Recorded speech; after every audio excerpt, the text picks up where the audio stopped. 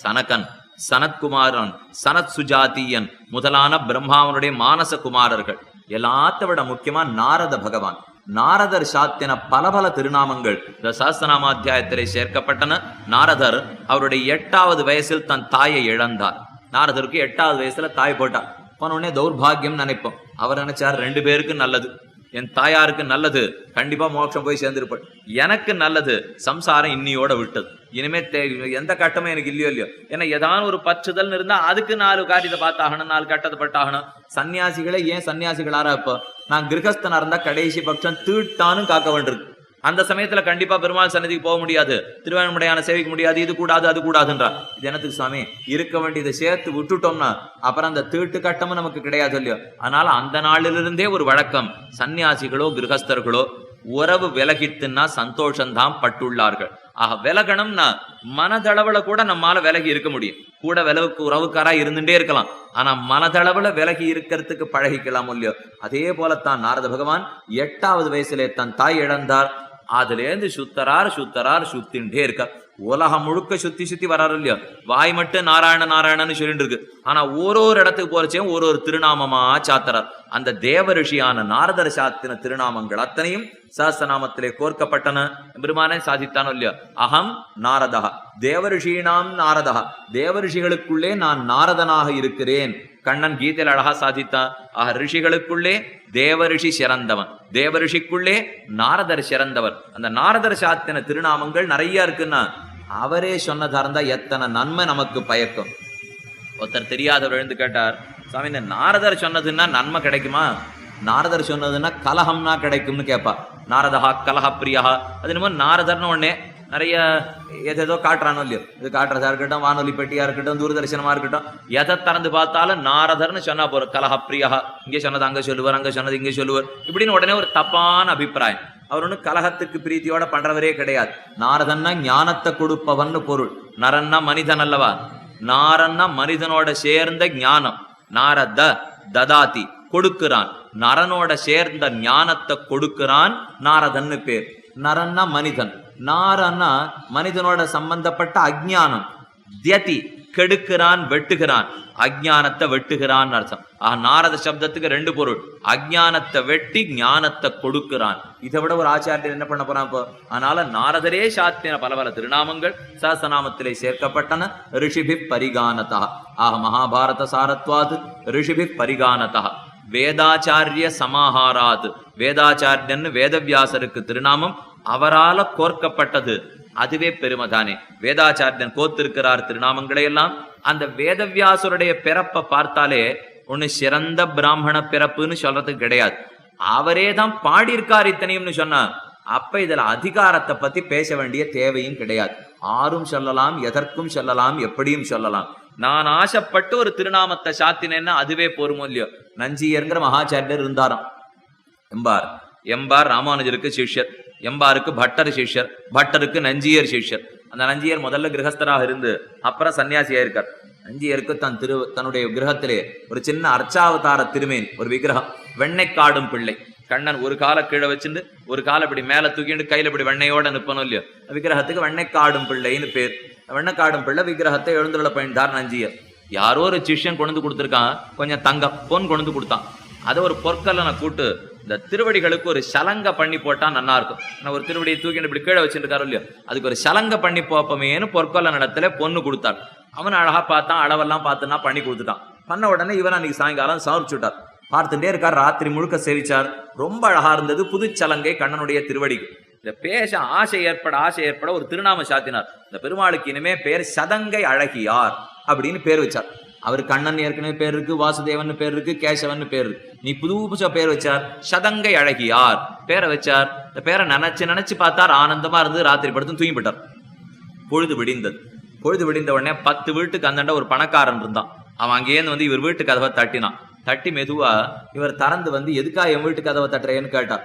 சொன்ன, யாரு சுவாமி, யாரோ ஒரு பெருமாளை உங்க வீட்டுல வச்சுட்டு இருக்கிறான், நேற்று ராத்திரி அவன் என் வீட்டுக்கு வந்து படுத்தின பாடு தாங்கல அப்படின்னா அங்கேருந்து வந்தவன். யாரு வச்சுட்டு இருக்கார், நான் என்ன உங்க வீட்டுக்கு என்ன வந்து பண்ணேன்? இல்ல சொப்பனத்துல ஒரு பெருமாள் எழுந்துருளினார் நேற்று ராத்திரி, நீ ஆறுன்னு கேட்டேன். இந்த பெருமாள் பதில் சொல்லணும் இல்லையா, நான் கண்ணன், வந்தது இந்த வெண்ணக்காடும் பிள்ளை. இவர் வீட்டுல வச்சுட்டு இருக்காரே பெருமாளே, இந்த வெண்ணக்காடும் பிள்ளை தான் அவன் வீட்டுக்கு போயிருக்கான். போயிட்டு தன் பேரை என்னன்னு சொல்லியிருக்கான் தெரியுமா? கண்ணன்னு சொல்லலே, வாசுதேவன் சொல்லலே, வண்ணக்காடும் பிள்ளை சொல்ல, ஒன்னும் பேர் சொல்லல. நீ யாருன்னு கேட்டவன் நான் தான் சதங்க அழகியார், தெரியாதோ என் பேரு சதங்க அழகியார்னு கேட்டானா. நேத்து ராத்திரி ஒண்ணுமில்லாதவர் சாத்தின ஒரு திருநாமம் இது. என்னமோ ரிஷிகளும் வேதமும் வேதாந்தமும் சாத்தினா போலே அத்தனை ஆனந்தத்தோட 10 வீட்டுக்கு 12 பேரை இவன் வேற சொல்லுண்டானா. அப்ப இந்த பேர்ல எத்தனை ஆசை பெருமானுக்கு. சதங்கழகியார்னு சொன்னார். இதை கேள்விப்பட்டவன மயக்கமா உழுந்துட்டார் நஞ்சியர். அவருக்கு பாவம் எதுவுமே புரியல. ஏதோ ஒரு களைஞ்சு தங்கத்தை கொண்டு போய் கொடுத்து நான் ஒண்ணு சாத்தி, என்ன தங்கம் என்னதா பொற்கொல்லனுடைய வேலை தான் எனக்கு தெரியுமா? எதுவுமே எனக்கு தெரியாது, ஒன்னும் தெரியாத ஏதோ பண்ணி வச்சிருக்கேன். அதுக்கு போயா இத்தனை ஏற்றம், இதற்கு போயா எம்பெருமான் இவ்வளவு தூரம் எனக்காக நடத்தினான் என்ன ஆனந்தப்பட்ட நஞ்சியர் தான் மயக்கமாக கீழே விழுந்தார்ங்கிறது சரித்திரம். ஆக தமருகந்ததெவ்வுருவம் அவ்வுருவன் தானே, தமருகந்ததெப்பேர் மற்றப்பேர். தமர் உகந்தது தன் அடியார்கள் எந்த உருவத்தை ஆசைப்படுவார்களோ அந்த உருவம் தான் எம்பெருமானுக்கு. தன் அடியார்கள் எந்த திருநாமத்தை சாத்துவார்களோ அந்த திருநாமம் தான் எம்பெருமானுக்கு. அதற்காக ரிஷிகள் சாத்தினது மட்டும்ங்கிறது இல்லை. ஏ யதாமாம் பிரபத்யந்தே தாம் ஸ்ததைவ பஜாமியகம். ஆரார் எப்பப்படி என்ன சேவிக்கணும்னு ஆசைப்படுறாளோ அப்படியெல்லாம் எம்பெருமான் சேவை சாதிக்கிறான். அதிலே திருநாம சங்கீர்த்தனம் ஏற்றம் பெறுகிறது. ரிஷி விப்பரிகானதா வேதாச்சாரிய சமாஹாராது. வேதவியாசராலேயே கோர்க்கப்பட்டது, பராசரரால கொண்டாடப்பட்ட வேதவியாசர் அவர் கோத்த திருநாமங்கள். வேதாச்சாரிய சமாஹாராது பீஷ்மோத்கிருஷ்ட மதத்வதா.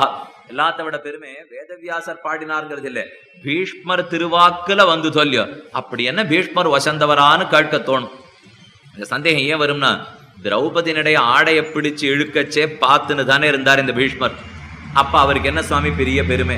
அவர் அந்த சமயத்துக்கு ஏதான நடவடிக்கை எடுத்திருந்தார்னா சரி பீஷ்மருக்கு பெருமைன்னு சொல்லலாம். அப்படி எதுவுமே பண்ணாம தானு காட்சி தானே கண்டு கொண்டிருந்தார், பேசாம தானே பார்த்திருந்தார். அவருக்கு போய் பெருமை சொல்லலாமான்னு கேட்பா. உண்மை, அந்த இடத்துல அவர் செய்தது தவறு தான், அது ஆறு இல்லைன்னு சொல்லல. ஆனா வேற வழி இல்லாம தர்மத்தை காக்க வேண்டிய நிர்பந்தம், ஒரு ராஜாவனுடைய செஞ்சோற்று கடனின் நிர்பந்தம். இதுக்காகத்தான் அந்த மாதிரி அவர் இருந்துட்டாரே தவிர இல்லைன்னா மத்தபடிக்கு பரம தார்மிகர், மத்தபடிக்கு பரமஜானி. இந்த ஞானிங்கிறது எப்ப வெளிப்பட்டதுன்னா கண்ணன் பெருமான் தானே தெரிவிக்கிறான் யுதிஷ்டிரனத்தை. 10 நாள் போர் முடிந்தது. பீஷ்மர் அம்பு படுக்கையில படுத்துட்டு இருக்கார். அந்த சமயத்துல கண்ணன் யுதிஷ்டரை பார்த்து சொல்றான், பீஷ்மே லோகாந்தரங்கதே ஞானானி அல்பி பவிஷ்யந்தி. யுதிஷ்டிரா, பீஷ்மர் மட்டும் உலகத்தை விட்டு மேல் உலகத்துக்கு போயிட்டாருன்னு வச்சுக்கோ, உலகத்துல அப்புறம் ஞானம் இருக்கவே இருக்காது, ஞானமே அஸ்தமிச்சு போடும். அதனால அவர் உயிரோடு இருக்கிறதுக்குள்ள போய் நல்ல விஷயத்தை கேட்டுக்கோ சொல்லி அனுப்பிச்சு வச்சார் கண்ணன் யுதிஷ்டிரனை பார்த்து. யுதிஷ்டிரனுக்கு ஒரே வேடிக்கை, இப்ப இவன் தான் இருக்க போறானே, இவனை விட ஆறு இப்ப தர்மம் சொல்ல போறான் நமக்கு. இந்த கண்ணன் தானே நமக்கு இவ்வளவு பெரிய கீதையை கொடுத்திருக்கான், அவனே உயிரோட தான் இருக்க போறான். யாரோ பீஷ்மர் போனா என்ன வந்தா நமக்கு என்ன யுதிஷ்டிரன் நினைத்தானா. சிரித்தான் கண்ணன். யுதிஷ்டிரா, அந்த மாதிரி நினைக்காதே. ஞானத்துக்கு கொள்கலன் பீஷ்மாச்சாரியர், ஞானத்துக்கு உறைவிடமே பீஷ்மாச்சாரியர் தான். அவர் புறட்டு போயிட்டார்னா உலகத்துல ஞானம் இருக்காது, போய் கேட்டுக்கொள்னு கண்ணன் அனுப்பி வைத்தான்னு சரித்திரம். அதோட மட்டுமில்லை, பஞ்சபாண்டவர்களுக்கு நடுவுல உட்காண்டிருக்கான் கண்ணன். பீஷ்மாச்சாரியருக்கு பிராணம் போப்பது, அவர் உத்தராயண புண்ணிய காலம் வரணும்னு காத்துன்று தன் பிராணனை விட்டாரோ இல்லையோ. தட்சிணாயனம் 6 மாசம், உத்தராயணம் 6 மாசம். ஆடி மாசம் ஆரம்பிச்சுடுத்துனா தட்சிணாயனம், தை மாசம் ஆரம்பிச்சுடுத்துனா உத்தராயணம். இவர் சரி இந்த தட்சிணாயனம் முடியட்டும், உத்தராயணம் வரட்டும். பெரிய வாழ்க்கையில் அவர் பெண்ணிய பெரிய தவறு ஒண்ணுதான். அந்த தவற்றை நாம அத்தனை பேரும் பண்ணணும்னு நினைச்சுட்டு இருக்கோம். இப்ப என்ன தவறுன்னு சொன்னோம்னா வெட்ட வெளிச்சமா போயிடும். அவர் பண்ண ஒரே தவறு என்ன தெரியுமா? எனக்கு என்னைக்கு தோன்றதோ அன்னைக்கு பிராணம் போனா போரும்னார். அதுதான் அவர் வாழ்க்கையில் எடுத்த ஒரே தவறான முடிவு. அந்த முடிவை இந்த கோட்டில் இருக்கிற ஆறான ஒருத்தர் எடுத்தோம்னா அப்ப தெரியும் அதுல இருக்கிறது எவ்வளவு பெரிய கட்டம். ஏன்னா நமக்கு தேவையான சமயத்துக்கு தான் போகணும் நான் முடிவு பண்ணா, ஆறு சீக்கிரத்துல போகணும்னு நினைக்கவும் போறதில்லை. அப்ப ஒரு துன்பத்தையும் பார்த்துன்னு இந்த சம்சாரத்துல இருந்துட்டே தான் இருக்க போறோம். இப்ப போகணும் நினைச்சா கூட திண்டாடுறார். ஏன்னா அவர் மனசுல பீஷ்மர் என்ன வச்சு விட்டாருன்னா, இந்திரபிரஸ்தம் சௌக்கியமா இருக்கணும், பாண்டவர்களுக்கு கௌரவர்களுக்கு சண்டை நின்று போய் ராஜ்யம் ஒரே ராஜ்யமா இருக்கணும்னு மனசுல ஒரு குறிக்கோள் வச்சு விட்டார். இது வரைக்கும் என் பிராணம் போகக்கூடாதுன்னா, இது என்னைக்கு அலை ஓஞ்சி இவர் என்னைக்கு சமுத்திர ஸ்நானம் பண்ணா அவனவன் கர்மா முடிஞ்சு அவனவன் போய் சேர்றதா, அதை விட்டுட்டு இவன் நன்னா இருக்கணும் பார்த்தேன், இவன் நன்னா இருக்கணும் பார்த்தேன்னு சொல்லியிருந்தா இருக்கட்டும். இப்ப யாரும் வாண்டான்னு சொல்லல. அதுக்குன்னு உலகம் முழுக்க நன்னா இருக்கிற அன்னைக்கு தான் என் பிராணம் போகணும்னு நான் வச்சிருந்தேன்னா இதுக்கு ஒரு நாள் விடி மோட்சம் கிடைக்க போறதே கிடையாது. அவர் வாழ்க்கையில் எடுத்த பெரிய தவறான முடிவுங்கிறது என் ஆசைப்பட்டபடி பிராணம் போகலாம்னு அவர் நினைத்ததுதான் பெரிய தவறு. உத்தராயணத்துக்காக காத்துட்டு இருக்கார். இது யுத்தம் எல்லாம் முடிஞ்சு ராஜ்யம் எல்லாம் கிடைச்சி எல்லாம் எடுத்து பாண்டவர்களுக்கு நடுவுல கண்ணன் உட்காண்டிருக்கான். அந்த சமயத்துல பீஷ்மர் கடைசி படுக்கையிலேருந்து கண்ணனை நினைத்தாராம். அந்த சமயத்துக்கு இந்த அர்ஜுனன் கண்ணனிடத்துல ஏதோ பேசி பேசி பார்க்கறான். பெருமானுக்கே இருக்கிற ஒரு உயர்ந்த குணம்ங்கிறது, பக்தன் கடைசி படுக்கையில என்னைக்கு தன்னை பத்தி நினைத்தாலும் தன்னுடைய மனத்தை உடனே அவனுக்கு அருகில தான் வைக்கிறானே தவிர அவன் இருக்கிற இடத்துல அவன் மனசு இருக்கவே இருக்காது. அர்ஜுனன் இவனை எதோ கேள்வியா கேட்டு இருக்கான். தர்மபுத்திரன் கேட்கலாம், கண்ணனிடத்துல இருந்து ஒரு பதிலுமே வர மாட்டேங்கிறது. திரும்ப திரும்ப தொந்தரவு பண்ணான் அர்ஜுனன். கோபம் வந்துருது கண்ணனுக்கு. அர்ஜுனா, மாம் தியாயதி புருஷ வியாக்கிரஹா, அதோ மரணப்படக்கையில் கடைசி பிரயாணத்துக்காக பீஷ்மர் காத்து கொண்டிருந்து என்ன நினைக்கிறார்? என் மனசு இங்க இல்லை, என்ன கேள்வி கேட்காதே. என் மனசு எங்கேயோ பீஷ்மரிடத்தில் இருக்கே தவிர இப்ப உங்ககிட்ட இல்லேன்னுட்டான். பஞ்ச பாண்டவர்களுக்கு ஆச்சரியம். நான் பாண்டவர்களை மீறி கண்ணன் அன்னி வரைக்கும் ஒரு செயல் செய்ததே கிடையாது. எதுவா இருந்தாலும் அவர்களுக்காக செய்வன். இன்னைக்கு ஒரு நாள் தான் கோவிச்சுட்டு பேசிவிட்டான் கண்ணனே. ஏன்னா அந்த பீஷ்மரை தடுத்தான்கிற ஒரே காரணம். என் மனசு பீஷ்மரிடத்துல இருக்கு. அர்ஜுனா, நீ குறுக்க குறுக்க கேள்வி கேட்டிருந்தேன்னா பதில் வரவே வராது. அத்தனை உயர்ந்தவர் பீஷ்மர். பீஷ்மோத்கிருஷ்டம் அதத்வதா, அவர் பார்த்து இதுதான் சம்பிரதாயம்னு காட்டி கொடுத்தாரோ இல்லையோ, அதுவே சாசநாமத்துக்கு உண்டான ஏத்தம். ஆக மகாபாரத சாரத்வாத் ரிஷிபி பரிகானதா வேதாச்சாரிய சமாஹாராத் பீஷ்மோத்கிருஷ்டம் அதத்வதா பரிகிரகாதிசயதா, எல்லா பெரியோர்களாலும் சரி என்று ஆமோதிக்கப்பட்டது. அந்த சாசநாமத்தை ஆபால கோபாலம்னு சொல்றோம் இல்லையா, குழந்தையிலேருந்து கடைசி வரைக்கும், அது பிராமண கத்திரிய வைசிய சூத்ர எந்த வித்தியாசமும் இல்லை. ஆறா இருந்தாலும் சாஸ்திரநாமத்தை உடனே ஒத்துனுடுவோம். எதுக்குன்னு கேட்டா அவாவா காரணம் மாறுபடும். சுவாமி, நீர் எதுக்கு திருநாம சங்கீர்த்தனம் பண்ணிருந்தா? வியாதி தொலையணும், 48 நாள் ஒரு மண்டலம்னு சொன்னா பண்ணேன்னுவன். இல்லையா, அடுத்த மாசம் பரீட்சை வருது, அடுத்த வருஷம் 10வது, அதனால இப்பவே ஆரம்பிச்சுட்டேன். ஒரு தடவை 48 மண்டலம் முடிஞ்சதுன்னா இப்பேந்து சொல்ல ஆரம்பிச்சிட வேண்டிதான். பிரதட்சணம் பண்றதுக்காக வருவா கோவில், இந்த கையில குங்குமம் மஞ்சள் தான் ஒண்ணு எடுத்துட்டு அதுல பொட்டு வைக்க ஆரம்பிக்கிறது. இவர் எத்தனை தடவை சுத்தி சுத்தி வராரோ அந்த கோவில்ல ஒரு பொட்டா வச்சுன்னு வருவோம். சில இடத்துல எல்லாம் ஆஞ்சநேயர் சன்னதி, நரசிம்மர் சன்னதி எல்லாம் போய் பார்த்தோம்னா சுத்தி வர பொட்டுமயமா இருக்கும். என்னத்துக்கு வச்சிருக்குன்னா அவா பிரதட்சணம் பண்ணியிருக்கா. ஒருத்தி கல்யாணம் ஆகணுன்றதுக்காக, ஒருத்தி குழந்தை பிறக்கணுங்கிறதுக்காக, ஒருத்தன் படிப்பு வரணுங்கிறதுக்காக, ஒருத்தன் மதிப்பெண் வாங்கணுங்கிறதுக்காக, இப்படி இத்தனை பேர் அவா பிரதட்சணம் பண்ணணும் வாண்டான்னு சொல்லல. இப்போ ஆனா கோவில்ங்கிறது இருக்கிற சுற்றுப்புற சூழலை பாதுகாக்க வேண்டியது நம்முடைய கடமை. அதை சுத்தமா வச்சுக்கிறது நம்ம கையில தான் இருக்கே தவிர வெறுமை இவன் இன்னொன்னு பிரதட்சணம்னு பண்ண ஆரம்பிக்கச்சே ஏதோ குதிரை ஓடுற ஆப்பில் அதிவேகமா சுத்தி சுத்தி வந்துருவா. இது இவன் சுத்தரானோ இல்லையோ, உள்ள உட்காந்து இருக்கிற சுதர்சனனுக்கு தலை சுத்தி போடும். இவன் சுத்துற வேகத்துல, இந்த வேகமா சுத்துறதுல அர்த்தம் இல்லை. அந்த நாள்ல பெரியோர்கள்லாம் ஒரு கர்ப்பிணி பெண் எவ்வளவு மெதுவா நடப்பளோ அந்த அளவுக்கு மெதுவா தான் பிரதட்சணமே பண்ணுவாளாம். ஏன்னா நாம வேகமா சுத்தினா அந்த சுத்தல் உள்ளுக்குள்ள இருக்கிற பெருமானுக்கு ஒரு சுத்தல் தானே. ஐயோ, அந்த கட்டத்தை அவனுக்கு நாம கொடுத்துட கூடாது. நீ ஒரு தரம் பண்ணு, 2 தரம் பண்ணு, 4 தரம் பண்ணு, எத்தனை தடவை பண்ணினாய்ங்கிறது முக்கியம் இல்லை. இப்ப எத்தனை உள்ளன்போட பண்ணினாய்ங்கிறது தானே முக்கியம். அதனால எத்த பண்ணினோம்னாலும் சரி, இதை தின்னா பித்தம் தெளியுமா என்று பார்த்து நாம பண்ணிட்டு இருக்கோம். அதனால எல்லாராலும் ஒத்துக்கொள்ளப்பட்டது விஷ்ணு சாஸ்திரநாமம். அதுவும் சரக சம்ஹிதையில அழகா எடுத்து காட்டிது. ஸ்துவன் நாம சஹஸ்ரேன ஜ்வரானு சர்வானு வியபோஹ்யதி, அழகான ஒரு ஸ்லோகம். நாம சஹஸ்ரத்தை ஒரு பெரியவன் சரக சம்ஹிதையிலே வைத்தியனை பத்தி சொல்றது. வைத்தியர்கள்லாம் அந்த நாள்ல இந்த மரக்கல் சட்டி எல்லாம் வச்சுருப்பான். மாக்கல் சட்டி இல்ல கல்லுல பண்ண சின்ன சின்ன குடுவை, அதுல வச்சுதான் மருந்து இப்படி குழைப்பா. அது குழைக்க ஆரம்பிக்கச்சே சாஸ்திரநாமத்தை சொல்லிண்டே குழைக்கிறதுக்கு ஆரம்பிச்சான்னா அந்த மருந்து தப்பாமல் வேலை செய்யும் என்ன சரக சம்ஹிதை சொல்றது.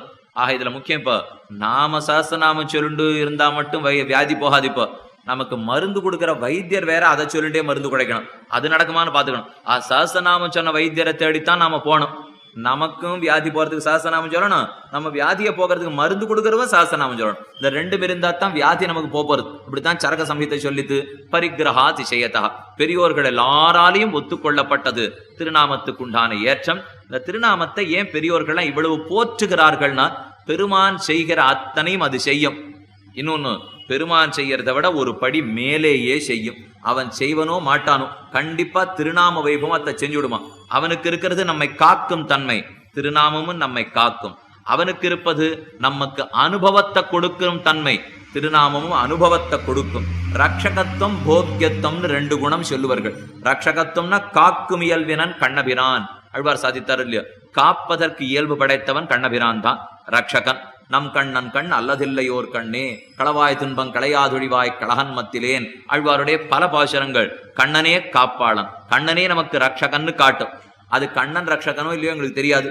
கண்டிப்பா திருநாமம் ரட்சிக்கும். எங்கே கண்டோம்னா வேடிக்கை ஆண்டாள் ஒரு பாசுரத்திலே, கூடார வெல்லம் சீர் கோவிந்தா உந்தன்ன பாடிப்பற கொண்டு யாம்பெரி சம்மானம் ஆடையுடுப்போம் அதன் பின்னே பார்ச்சோரு. திருப்பாவையில 27வது பாசுரம் தெரிஞ்சிருக்கும். எம்பெருமான் கோவிந்தா உன்னுடைய திருநாமத்தை பாடினேன், ஆடையுடுத்தேன்னு ஆண்டாள் பாசுரம். உடனே வைக்காத காட்டினார், அது என்ன திருநாமத்தை பாடினே ஆடை உடுத்தேன்னு ஏன் சொல்றா தெரியுமா? திரௌபதிக்கு திருநாம வைபவத்தினால தானே ஆடை சுரந்தது. திரௌபதி துச்சாசனன் பிடித்து இழுக்கிறான். துடலப்பெருதுடை துச்சோதனனை அடல விடித்தானே அச்சோ அச்சோ ஆழியன் கையனே அச்சோ அச்சோ. பெரியாழ்வார் பாசுரத்துல சாதித்தார், துடலை பெருதுடை துச்சோதனன். கர்ணன் தன் தொடைய துரியோதனன் தட்டுறான், கர்ணன் தொடைய தட்டுறான். இந்த திரௌபதியை பரிபவ பிடிக்கிறதுக்காக பிடிச்சு இழுக்கிறார்கள். துச்சோதனன் ஆழையை பிடித்து இழுக்கிறான். திரௌபதி பிரார்த்திக்கிறா கண்ணனிடத்தே, வே கோவிந்த புண்டரீகாட்ச ரக்ஷமாம் சரணாகதம். துவாரகா நிலையாச்சுத கோவிந்த புண்டரீகாட்ச ரக்ஷமாம் சரணாகதம்னு திரௌபதி பிரார்த்திக்கிறாள்.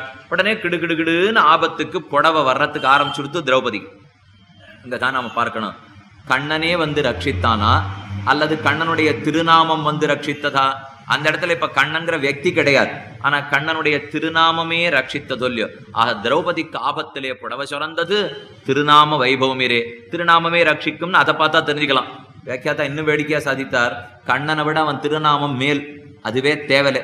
ஏன்னா கண்ணனே இருந்திருந்தான்னா ஆடை பறிபோகும், கண்ணன் நாமம் இருந்தா ஆடை கிடைக்கும். ரெண்டுல எது தேவைன்னு நாமே பார்த்துக்க வேண்டியதான். ஏன்னா கண்ணன் இருந்தா வஸ்திராபகரண சரித்திரம் கேள்விப்பட்டிருக்கும் இல்லையோ, சீரஹரன் சீரஹரன்வா. இந்த யமுனை சேவிக்கிறது போனோம்னாலே மதுரா பிருந்தாவன் கோவர்தனை யமுனை சேவிக்கிறதுக்காக போவோம். யமுனையில போய் நின்ன உடனே சொல்லுவா, யமுனையில தீர்த்தமாட்டி வாங்கோ, சீரஹரன் சேவிங்கோ, காளிய தமன் சேவிங்கோ, ராசக்கிரீட சேவிங்கோ. இந்த 3 இடத்தையும் கழிட்டு கிடுகிடுன்னு அழைச்சின்னு போடுவோம். இந்த 3 இடம் தான் அந்த இடத்துல இப்பவும் முக்கியமா வச்சுருக்கா. கண்ணன் ராசக்கிரீட ஆடின இடம். சீரகரணம்னா வஸ்திரங்களை பறித்து ஒரு குருந்த மரத்தின் மேல கட்டி வச்சுட்டான் கண்ணன். தான் உட்காந்து 2 எடுத்து தனக்கு முண்டாசா கட்டின்டான், 2 தோல்ல போண்டான், 2 இடுப்புல சாத்தின்டான், 2 கையில சுத்தின்டான். சுத்திட்டு உங்களுக்கு எல்லாம் புடவையே கிடையாது, இறங்கினவாளை பார்த்து சொல்லிட்டான் அந்த குழந்தைகளத்தை. அதைத்தான் ஆண்டாளும் பாசுரத்திலே காலக்கதுவெடுக்குன்னா கையலோடு வாழ விரவின்னு 10 பாசுரம் பாடினான். குறுந்திடை கூரை பணியாயனோடு. கண்ணன் இருந்தா என்ன ஆறுது? இப்போ கூரை காணா போடுறது, நம்ம உடுத்துன்னு இருக்கிற துணியை கூட பறிச்சுன்னு படுறான். ஆனா கிருஷ்ணனுடைய திருநாமம் இல்லாத துணியை கொடுக்கறது சொல்லியோ. அதனால கண்ணனை விட கிருஷ்ணனுடைய திருநாமமே தேவலைன்னா அந்த திருநாமத்தினுடைய ஏற்றத்தை அப்படி சொன்னார். 2வது அபிப்பிராயம், கண்ணனுக்கும் போக்கியத்துவம் இனிமை உண்டு, அவன் திருநாமங்களுக்கும் இனிமை உண்டு. அதனாலதான் ஆண்டாள் விடாம பாசுரத்திலே எத்தனை இடத்துல பாடிங்கிறார். ஓங்கி உலகளந்த உத்தமன் பேர் பாடி. 3வது பாசுரத்திலே பேர் பாடின்னு சொன்னாலும் இல்லையோ. பையத்து வாழ்வீர்கள் பார்க்கடலுள் பையத்து என்ன பரமன் அடிப்பாடி. இந்த ஒரு இடத்துலையும் பாடி பாடின்னு பார்த்துட்டே வாங்க. திருநாமத்தை பாடுறதுல அவருக்கு இருக்கிற ஆசை. ஆக பார்க்கடலுள் பையத்து என்ன பரமன் அடிபாடி, ஓங்கி உலகளந்த உத்தமன் பேரு பாடி, மாயனை தாமோதரனை செப்பு போயபடியும் புகுதிருவான் நின்னனவும் அங்க வாயினால் பாடி மனத்தினால் சிந்திக்க தூமலர் தூவி தொழுது. 5வது பாசுரத்தை வாயினால் பாடினா. 7வது பாட்டு வந்தது, நாராயணன் மூர்த்தி கேசவனை பாட நீ கேட்டே கிடத்தியோன்னு சாதித்தா. பங்கைய கண்ணானை சங்குடு சக்கரமேந்தன் தடக்கையன் பங்கைய கண்ணானை பாட ஏலோர் எம்பாவாய். நீங்க வரிசையா ஒரு பாட்டா எடுத்து பாருங்க. இந்த பாட பாடி பாட பாடி பாட பாடின்னு விடாம சொல்லிட்டு இருப்பார். அது என்ன திருநாமத்தை சொல்றதுல இத்தனை ஆசையானா? ஆண்டாள் நாம சங்கீர்த்தனத்துக்காகவே பிறந்தவளோ இல்லையோ. அதனால்தான் பாடுகைக்குண்டான ஏற்றத்தை தெரிவிக்கிறாள். எம்பெருமானுடைய திருநாமத்தை சொல்லுவதே அவன் திருநாமத்தை போற்றி பாடுவதுங்கிறது முதல் சிறப்பினை நமக்கு பெற்றுக் கொடுக்கும். விடாம பாட்டுக்காக. ஆக திருநாமத்துக்கு எத்தனை ஏற்றம், அவனுக்குண்டான அத்தனை வைபவங்களும் திருநாமத்துக்கு உண்டு. இதைத்தான் தொண்டடிப்பொடியாழ்வார் திருமாலை முதல் பாசுரத்துல சாதித்தார். காவலிற் புலன வைத்து கரிதன்ன கடக்க பாய்ந்து நாவலிட்டு உழுதருகின்றோம் நமந்தமர் தலகள் மீதே மூவல கொண்டு மிழ்ந்த முதல்வ நின் நாமங்கத்த ஆவலி புடமகண்டாய் அரங்கமா நகருளானே. திருமால 45 பாசுரம் அவசியம் எல்லாரும் தெரிஞ்சுக்கணும். மற்ற எத்தனை தெரிஞ்சுக்கிறோமோ இல்லையோ, இந்த ஆரம்பிக்கச்சே 4000ங்கிற திவ்ய பிரபந்தத்தை மலப்பா படுறது. சாமி 4000 பாசுரம் என்னைக்கு நாங்கள் போய் தெரிஞ்சுக்கிறது? இந்த புஸ்தகத்தை வச்சு படிக்க தெரிஞ்சாலான்னு தேவையில்லை, அதுவே ரொம்ப நேரது வாயிலே வரமாட்டேங்கிறது, ரொம்ப சிரமப்படுறோம். இது சின்ன வயசுலேருந்து கத்துன்னு வந்திருக்கோம். இப்போ புதுசாக இந்த 4000 பார்த்தா படிக்க நல்லா தான் இருக்கு, ஆனால் ஒன்றும் ஞாபகம் தான் இருக்க மாட்டேங்கிறது. படித்து பார்க்குறேன், 4 நாள் சொல்லி பார்க்குறேன், 5ஆம் நாள் வரைச்சே ஞாபகம் இல்லைன்னு சொல்லுவா. சந்த சொன்னா தான் ஞாபகத்தில் நிற்கும். சந்த சொல்றதுங்க ஒரு ஆச்சாரியன் சொல்ல 3 தடவை திருப்பி சொல்லணும். வேதாத்தியானமே அப்படித்தானே சந்த சொல்றோம். ஒரே ஒரு வித்தியாசம் சம்ஸ்கிருதத்துக்கும் தமிழுக்கும். சம்ஸ்கிருதத்திலே ஆச்சாரியன் சொன்னா 2 தரம் தான் வேதத்தை திருப்பி சொல்லணும். ஆனா திராவிடன் தமிழில் 3 தரம் திருப்பி சொல்ல வேணும். எந்த பிரபந்தம் தெரிஞ்சுக்கிறவளோ இல்லையோ, இந்த தொண்டரடிப்புடி ஆழ்வார திருமாலையை மட்டும் விட்டுடவே கூடாது. 45 பாசுரங்கள் திருமாலை அறியாதார் திருமாலையே அறியாதார்னு சொல்லிடுவா. திருமாலான ஸ்ரீமன் நாராயணனையே தெரிஞ்சுக்க முடியாதான், திருமால 45 பாசுரம் தெரியலன்னா. அதுல முதல் பாசுரத்துல சொல்லிட்டார், இத்தனை நாளும் பயந்துண்டே ரங்கநாதா அரங்கநகரப்பனுக்காக திருவரங்க தெம்பெருமானுக்கு தான் 45 பாசுரம் அவனுக்காகவே பாடினார் தொண்டடிப்புடி ஆழ்வார். அவர் தெரிவிக்கிறார், இத்தனை நாளும் இந்திரியங்களை கண்டு பயந்துட்டேன், யமதர்மராஜனை கண்டு பயந்துட்டேன், அவன் பேரை கேட்டாலே ஓடி போடுவேன், இது என் நிலைமை. ஆனா இன்னைக்கு எல்லா நிலைமையும் மாறிப்படுத்து. நின் நாமங்கத்த ஆவலி புடமகண்டாய் அரங்கமான் அகருளானே, உன்னுடைய திருநாமத்தை கற்றேன், அதனால ஒரு தனி தைரியம் வந்துடுது. இந்த தைரியத்தோட யமனை கூப்பிட்டாராம், யமனுடைய கிங்கரர்களை கூட்டாலாம். கிட்டக்க கூப்பிட்டு காவலில் புலன வைத்து கலிதன்ன கடக்க பாய்ந்து நாவலிட்டுழுதருகின்றோம், உன் தலைமையில நான் இப்ப காலை வச்சு நடக்க போறேன் என்று தைரியமா பேசுறா தொண்டடிப்புடி ஆழ்வார். புரியல இப்ப பெருமானுக்கு, இவர் யமன்னாலே வீட்டுக்குள்ள ஓடிப்படுவரே, இன்னைக்கு எந்த தைரியத்துல யமனை கூப்பிடுறாரு? இப்போ என்னமோ அவன் தலையில காலை வச்சு நடப்பேங்கிறாரு. ஆழ்வீர் என்ன மாறுதல் கேட்டார் ரங்கநாதன். ஒண்ணுமில்ல, முதல்வா நின் நாமங்கத்த ஆவலி புடமகண்டாய் அரங்கமான் அகருளானே, வேற ஒரு தைரியமும் இல்லை, உன்னுடைய திருநாமத்தை தெரிஞ்சுட்டேன்னா அதான் தைரியம். பெரியவாச்சங்கள் வியாக்கியாத்த காட்டினார், இதே கதை தானே சுக்ரீவனும் பண்ணான். வாலின்னு சொன்னா ஓடி போய் ரிஷமுக பர்வத்தத்துல ஒளிஞ்சிடுவான். இன்னைக்கு ராமனை தோழன்னு கூட கை கோத்துனுட்டானா, கிஷ்கிந்த வாசல்ல போயிட்டு வாலி சண்டைக்கு வாங்குறான். தார உள்ளேன்னு சொன்னான், ராமா இத்தனை நாள் பயந்து ஓடினா சுக்ரீவன் வாலி, அதனால இன்னைக்கு திடீர்னு உன்னோட சண்டை போடுறதுக்கு வந்திருக்கானா, யாரையோ கூட கூட்டின்னு வந்திருக்கான்னு அர்த்தம். நம்மளை கண்டு எப்பவும் பயந்துட்டு இருக்கிறோம், வீட்டு வாசல்ல வந்து கத்தினாலே உடனே புரிஞ்சுடணும், வேற யாரோ கூட வந்திருக்கா, அந்த தைரியத்துல தான் இவன் வந்து பேசுறான்னு. இப்ப சுக்ரீவனுக்கு ராமனை கூட கூட்டின்னு வந்தானா, சுக்ரீவனுக்கு ராமபலம், ராமன்கிற நாமி பலம், அதனால அவன் யுத்தத்துக்கு கூப்பிட்டான். தொண்டடிப்புடி ஆழ்வாருக்கு நாம பலம், அங்க ராமனே வந்தான், இங்க ராமன் நாமம் வந்தது தொண்டடிப்புடி ஆழ்வாரு. அது நாமம் வரட்டும் நாமியே வரட்டும், எம்பெருமான கூட கைகோர்த்தபடியாலதான் யமபட்னத்திலே நின்று அறை கூவுகிறார். காவலில் புலன வைத்து கலிதன்ன கடக்க பாய்ந்து நாவலிட்டுழுதருகின்றோம். ஆழ்வார் பாசுரத்திலே காவலில் புலனை வைத்துன்னு இருக்கு. கட்டுக்காவலுக்குள்ள இந்திரியங்களை வச்சுடணும். திருநாம சங்கீர்த்தனம் பண்ணினா எப்ப பலன் கிடைக்கும் தெரியுமா? நாம சங்கீர்த்தனம் பண்ணி மட்டும் பிரயோஜனம் இல்லை, நம்ம கண்ணை அடக்கணும், காதை அடக்கணும், மூக்கு அடக்கணும், இதெல்லாம் ரொம்ப அடக்கணும். ஆழ்வார் முதல்ல சொல்லி பார்த்தார். அப்புறம் அவருக்கே தோணித்து, அதெல்லாம் பண்ணித்தான் பெருமாள் அடையணும்னா நான் அதன் மூலமாவே அடைஞ்சுடுறேனே, அது முடியலேன்னு தானே இப்ப நான் திருநாம சங்கீர்த்துக்கே வந்திருக்கேன். நாம சங்கீர்த்தனம் பண்ணிட்டு கண்ணையும் காதையும் அடக்கணும்னு சொன்னீர்னா ஒத்து போலேன்னார் ஆழ்வார். அப்ப காவலில்னா கட்டுக்காவலுக்குள், காவலுக்குள் திருநாமத்தை இந்திரியங்களை வைக்கணுங்கிற அர்த்தம் இல்லை. காவல் இல் வேற மாதிரி அர்த்தம் சொல்லுமா? காவலில்னா காவலுக்குள்ளேன்னு அர்த்தம் இல்லை. காவல் இல்லாமல் புலன்களை திரிய விட்டாலும் நின் நாமங்கத்த ஆவலி புடமகண்டாய் அரங்கமான் அகருளானே. ஒரு கட்டுக்காவலுக்குள்ள புலன்களை வைக்கணுங்கிற தேவையில்லை. கண்ணு பார்த்துட்டு இருக்கட்டும், காது கேட்டு இருக்கட்டும், வாய் பேசிட்டு இருக்கட்டும், குறுக்க வாய் ஓயாம திருநாமத்தை மட்டும் சொல்லிட்டே இருக்கணும். இந்த திருநாமத்தை சொல்றதுக்கு ஒரு தனி இடம் தேர்ந்தெடுக்க வேண்டிய தேவையும் கிடையாது. தியானம்னா உட்காரணும்னு ஆரம்பிக்கிறோம் இல்லையோ, திருநாமத்தை எங்க போனாலும் சொல்லிட்டே இருக்கலாம். சில பேர் வாயெல்லாம் பார்த்தோம்னா சந்தத ஸ்புரிதாதரம், அப்படியே அதரம் ஓற்றங்கள் துடிச்சுட்டே இருக்கும். நமக்கு சந்தேகம் வந்துருப்போம், இவர் சஹஸ்ரநாமம் சொல்றதுனால துடிச்சுட்டு இருக்கா இல்ல நம்மள வெச்சின்னு இருக்கிறதுனால துடிச்சுட்டு இருக்கான்னு தெரியாது. இப்போ சில பேர் அப்படி வாயை பேசிட்டே இருக்கிறத பார்த்தா வேணா நிந்திச்சுட்டு இருக்கானா நம்ம, இல்ல நிஜத்திலேயே சஹஸ்ரநாமம் தான் தோன்றானான்னு தோணும். பெரியோர்களுக்கெல்லாம் பகவானுடைய திருநாமங்களையும் ஆச்சாரியனுடைய திருநாமத்தையும் சொல்லி சொல்லி சந்தத ஸ்புரிதாதரம் துவயத்தையும் திருமந்திரத்தையும் சர்ம ஸ்லோகத்தையும் சொல்லி இதழ்கள் துடிச்சுட்டே இருக்குமா பெரியோர்களுக்கு. அத போல ரங்கநாதா உன்னுடைய திருநாமத்தை சொன்னேன், இனி பயம் கிடையாது. நாவலிட்டுழுதருகின்றோம் நவந்தமர் தலைகள் மீதே, யமனுடைய தலையில காலை வச்சு நடக்க போறேன். ஆழ்வார் தைரியமா சொல்லிட்டார். முதல் பாசனம் முழுக்க திருநாமங்களை நன்றாக காத்து கொடுக்கும்.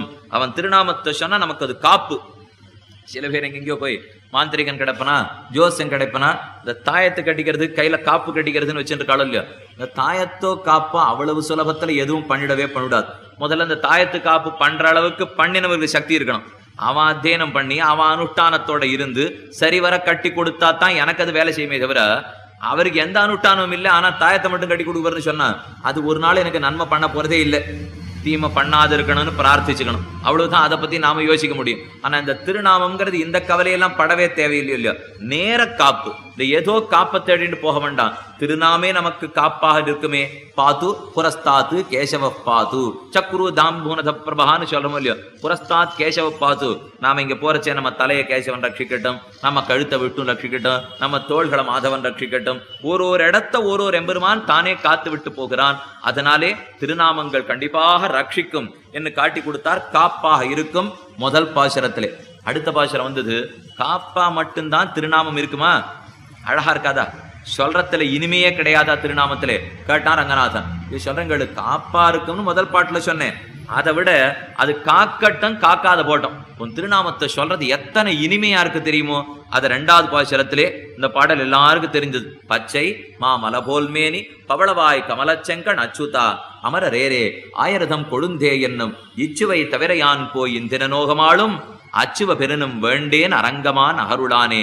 எனக்கு என்ன பேரு வேணும்? பச்சமாமல போல்மேனி பவளவாய் கமலச்செங்கண் அச்சுதா என்று வாய்வோயாம உன் திருநாமங்களை சொல்லணும். மாமலை பெரிய திருமேனி எம்பெருமானுக்கு, பச்சை மரதக கல்ல போல மலைய போல திருமேனி, பவளவாய் 2 பவளத்தை அப்படி ஒட்டு வச்சா போலே திருவாய், கமலச்செங்கண் 2 கமல புஷ்பத்தை வைத்தா போலே செங்கண், பச்சமா மலபோல்மேனி பவளவாய் கமலச்செங்கண் அச்சுதா. அச்சுதன்கிற திருநாமம் நழுவ விடாதவன்கிற பொருள். எத்தனை அடியார்கள் வந்தாலும் அவளை நழுவ விட்டுடுறதே கிடையாது, இழுத்து பிடிச்சுட்டு இருக்கானோ இல்லையோ. அச்சுதா அமரரேரே ஆயிரதம் கொழுந்தே என்னும். அமரரேரேன்னா பெருமான் தான் வைகுண்டநாதன் அர்த்தம். ஆயிரதம் கொழுந்தேன்னுட்டா வைகுண்டநாதன்னா கிட்டக்க போறதுக்கு பயப்படுவோம். அது எங்க இருக்குன்னே தெரியாது சுவாமி, அவர்கிட்ட நாங்க எங்க போக விலகிறதுக்கு ஆரம்பிப்போம். இந்த எட்டாக்கனின்னு தமிழ்ல சொல்லுவாள் இல்லையோ, இந்த படம் ரொம்ப வசரத்துல இருந்தது, நான் இந்த கனி எட்டாதுன்னு விலகி போடுவோம். அதே போல ஸ்ரீவைகுண்டநாதங்கிற படம் ரொம்ப வசரத்துல இருக்கு, இது எட்டாதுன்னு திரும்ப போக ஆரம்பிக்கிறோமோ இல்லையோ, விட்டுட மாட்டான் எம்பெருமான். உடனே ஆயர் குலத்துல எடப்பிள்ளையா பிறந்து எவ்வளவு கிட்டக்க இருக்கேன் பாருன்னு விடுவோம். இந்த ஸ்ரீவைகுண்டத்துல இருக்காரே கிட்டக்க போக முடியலேன்னு விலக பார்த்தா அமரருக்கோ அமரர்களுக்கெல்லாம் ஆதி எம்பெருமான் பவளவாய் கமலச்செங்கண் அச்சுதா அமரரேரே. அடுத்த ஆயிரதம் கொழுந்தே அமரரேருன்னு விலகி இருக்கிறது இல்ல, ஆயர் கொழுந்தா கிட்டக்கே வந்துடுறான் இல்லையோ. அமரரேரே ஆயிரதம் கொழுந்தே என்னும் இச்சுவை. இச்சுவைனா திருநாம சங்கீர்த்தனம் பண்ணி இந்த ஊர்ல இருக்கிற சுவை.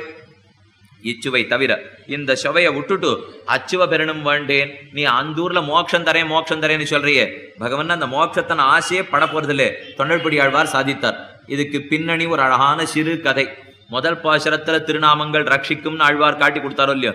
உடனே பெருமான் என்ன பண்ணா, என் திருநாம வைபத்தை சொல்றதுக்கு ஒண்ணு இந்த ஊர்ல ஆளே கிடைக்கல, நீர் ஒத்தர் தான் கிடைத்தீர், அதனால உடனே உமக்கு மோட்சம் கொடுக்கறதா இருக்கேன் அப்படின்னு ரங்கநாதன் இவருக்கு மோட்சத்தை கொடுத்துட்டான். ஆழ்வார் பார்த்தாரு, என்னமோ நான் கேட்டாப்பலன்னா நீ கொடுத்துட்டு இருக்கே, நான் ஒண்ணு வைகுந்தத்துக்கு வரேன்னு உங்ககிட்ட சொல்லவே இல்லையேன்னார். பெருமானுக்கு ஆச்சரியம், இதை கூட வேண்டான்னு சொல்றவா ஊர்ல இருக்காளாப்பா. மண்ணாசை வேண்டாம், பொன்னாசை வேண்டாம், பெண்ணாசை வேண்டாம்னு சொல்லலாம். ஸ்ரீவைகுண்டத்துக்கு தான் சன்னியாசி முழுக்க அத்தனை பேர் சமப்பட்டு இருக்கான், அதை கொடுக்கறேன்னு இவர் வாண்டேங்கிறாரே, என்ன உமக்கு என்ன கேட்டானே என் பெருமான். என்ன அதை விட உயர்ந்த இன்பம் என் கையில இருக்கே, நீ சொல்ற இன்பம்ங்கிறது வைகுண்ட அனுபவம், அதை விட உயர்ந்த இன்பம் நான் கையில வச்சிருக்கேன். அச்சுதா அமரரேரே ஆயிரதம் கொழுந்தே என்னும் இச்சுவை. திருநாம சங்கீர்த்தனம் பாடுற இந்த சுவை இருக்கே, இது தவிர யான் போய் அச்சுவ பெருனும் வேண்டேன், நீ கொடுக்கிற மோட்சமே எனக்கு தேவையில்லை என்று மறுத்தார் தொண்டடிப்புடியாழ்வார். இன்னைக்கும் அவர் ஸ்ரீரங்கத்துல தான் இருக்காருன்னு சரித்திரம். அவர் ஸ்ரீவைகுண்டத்துக்கு போனது கிடையாது. ஹனுமான் ஸ்ரீவைகுண்டம் வாண்டான்னு விட்டார். இன்னைக்கும் சங்கீதத்தோடைய ராமநாம சங்கீர்த்தனம் பண்ணுவதிலே தலைவர் ஹனுமான் தானே. அவர் சொல்லிட்டார், ராமன் கிளம்பி பரமதத்துக்கு போயிட்டு இருக்கான், ஹனுமன்னு நீரும் வாரும், எல்லாரையும் அழைச்சிட்டு போயிட்டேன் பரமதத்துக்கு, உண்மையை அழைச்சிட்டு போறேன்னு கூட்டான். ஹனுமான் சொன்னார், நான் வர்றதா இல்லை, ஸ்னேகோமே பரமோராஜன் தொய்நித்தியம் பிரதிஷ்டிதா பக்திச்சனியதா வீர பாவோ நான்யத்திர கச்சதி. உன்னை கண்ட கண்கள் ராமா இன்னொத்தனை பார்க்காது போல் இருக்கு, அது வைகுண்டநாதனையே பார்க்காது, அதனால நான் அந்த இடத்துக்கு வர்றதா இல்லை. ராமனை பார்த்துட்டு நான் இந்தூர்லயே இருந்துடுறேன். ராம நாமம் இருக்கே, ராமன் இல்லாமல் போனால் என்ன, நான் ராமநாமத்தோடையே வாழ்ந்து விடுகிறேன். எத்திர எத்திர ரகுநாத கீர்த்தனம் தத்திர தத்திர கிருத மஸ்தகாஞ்சலிம் பாட்பவாரி பரிபூர்ணலோச்சனம் மாருதிம் நமத ராட்சசாந்தகம். ராட்சசன் முடித்தவரான ஹனுமான் நாம சங்கீர்த்தனத்துக்காகவே பிறந்தவர் இல்லையோ. ஆக தொண்டரடிப்புடி ஆழ்வார் இந்த 2 பாசுரங்களாலே திருநாமங்கள் எத்தனை இனிமையானவை, திருநாமங்கள் எவ்வளவு தூரம் நம்மை காத்து கொடுக்கும் என்று ஸ்பட்டமாக சாதித்தார். இந்த திருநாமத்துக்கு பெருமான விட வர என்ன ஏற்றம்னு பார்த்தோம்னா, அவன் கட்டி பொன்ன போலே, இது பனிப்பொன் போலே. கட்டி பொண்ணுங்கிறது இந்த சொக்க தங்கம்னு சொல்றோமோ இல்லையோ, அதுல கொஞ்சம் செப்ப கலந்துட்டோம்னா ஆபரண தங்கம்னு சொல்றோமோ இல்லையோ. பகவான்கிறவன் சொக்க தங்கத்தை போலே, அதை வச்சு சங்கிலி பண்ணிக்க முடியாது, மோதிரம் பண்ணிக்க முடியாது, ஒட்டியானம் பண்ணிக்க முடியாது, எதுவுமே முடியாது. ஆனா அதே சொக்க தங்கத்துல கொஞ்சம் செப்பு சேர்த்தோம்னா எல்லாம் பண்ணிக்கலாமோ இல்லையோ. அவர் ரொம்ப தூரத்துல இருப்பார், சொக்க தங்கம் திருநாமம் எனக்கு பக்கத்துல இருக்கும், ஆபரண தங்கம். கட்டிப்பொன் போலே எம்பெருமான், பணிப்பொன் போலே அவன் திருநாமம். அவன் தன்னை இல்லை செய்கிறவர்களும் அவன் திருநாமம் கொண்டு காரியம் கொள்ளா நிற்பர். பகவானை இல்லைன்னு சொல்லிட்டு இருப்பான். எத்தனை நாஸ்திகர்கள் நம்ம தமிழகத்துல பார்த்திருக்கோம். நமக்கு மட்டும்தான் இது புதுசே இல்லை, மற்ற எந்த மாநிலத்துல போனாலும் சரி, அநேகமா சம்ஸ்கிருதத்துக்கும் எதிர்ப்பு கிடையாது, பகவானுக்கும் எதிர்ப்பு கிடையாது. அது ஏனோ தெரியல, நம்முடைய தமிழகம் தான் பக்தி பிறந்த இடம். ஆனா இங்கதான் அத்தனை வம்பும் 50 வருஷமா நாம பட்டுட்டே இருக்கோம். இப்போ அங்கேருந்து அந்த நாள்லேருந்து இந்த நாள் வரைக்கும் பார்த்தோம்னா இதிலே சம்ஸ்கிருதத்துல ஒரு சிரமம். நாஸ்திகன் ரொம்ப தலையெடுத்தாடும். ஆழ்வார் அழகா சாதித்தார். இந்த திருநாமம்ங்கிறது முதல் பாசுரத்தாலே ரட்சகத்துவத்தையும் 2வது பாசுரத்தாலே அழகா இதையும் சாதித்தார். நாம சங்கீர்த்தனம் பண்ணுன்னு சொன்னா நாஸ்திகன் கூட உடனே பண்ணிடுவான்.